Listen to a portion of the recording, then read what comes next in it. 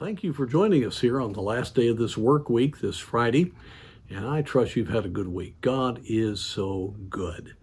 And today, I want to just revel in the fact that God can make us wise to what's going on around us, especially Satan's tactics.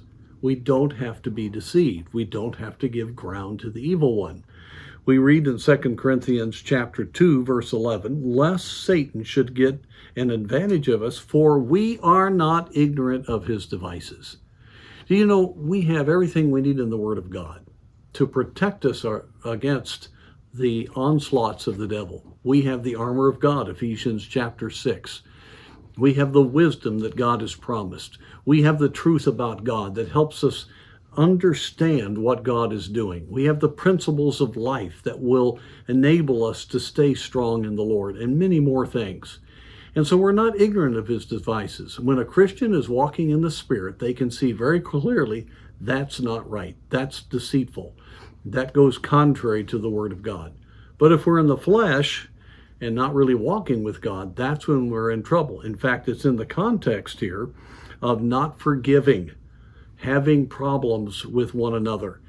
In fact, back in Ephesians chapter 4, we are warned to not allow wrath to go long, that we are to, it should not, the sun should not set on our being upset with someone else, or we will give ground, give place to the devil.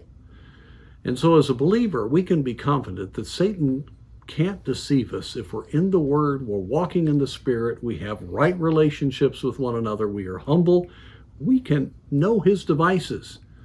But we do need to realize that if we allow something to stay in our heart, won't confess our sin, and especially won't settle interpersonal relationship problems, now we're in danger, because Satan will be able to deceive us. And so we need to stop and ask ourselves, are we really walking in victory? Is the Lord real to us? Are we encouraged by the Word of God? Are we sensitive to all the deceit that's out there? Because many Christians are being affected by worldly thinking. They're being affected by much of what's going on that's bringing our country down. I'm amazed how many evangelicals will teach the very thing that the secular humanists and socialists are teaching. And so it's very easy to be deceived by Satan, but we don't have to be. We're not ignorant of his devices if we're walking in the Spirit and if we have a right spirit toward others. So let's rejoice that God can give us that wisdom, but let's be sobered by the fact that we can be fooled if we're not right in our heart. May God help us walk in a right relationship with God and with man.